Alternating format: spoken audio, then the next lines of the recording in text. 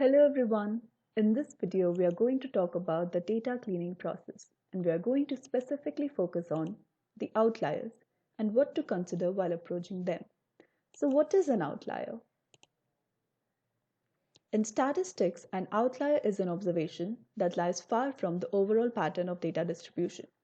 For example, consider this distribution. If you see these observations, they're quite distant from the bulk distribution of observations, and hence they represent outliers.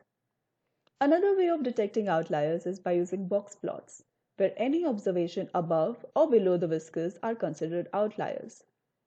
Outliers are very interesting when it comes to data cleaning, as some people simply believe in removing them, while others feel that they do represent reality and hence should be saved.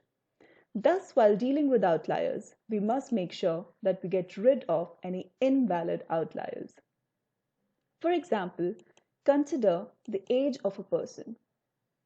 You might have values ranging from 10, 50, up to 100 or even 110, but then you notice a value 487. By seeing this entry, we clearly understand that either it is incorrect or misreported. This is exactly what an invalid outlier is.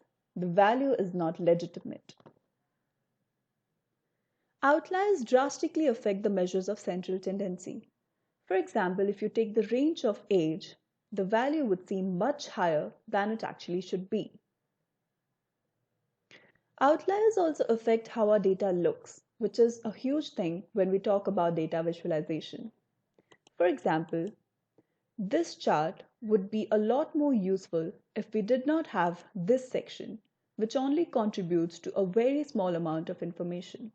The goal in machine learning is to produce a lot of information without having a lot of information. Thus, in data cleaning, we try to clean out the useless information and keep only the information that is most useful, which is close to the minimum required information to make predictions and find correlations in our data. Now that we have understood how important is the detection of outliers, I'm going to take you through a user-defined function which produces the count of upper and lower outliers in your dataset. I have uploaded the code in a repository on Github. You can find the link to this repository in the description. Now I'm going to read the dataset called Framingham,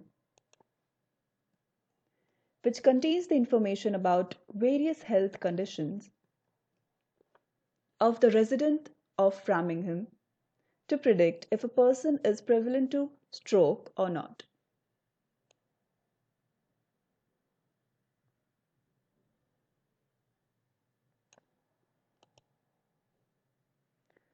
Now I'm going to call my user-defined function Outlier Analysis.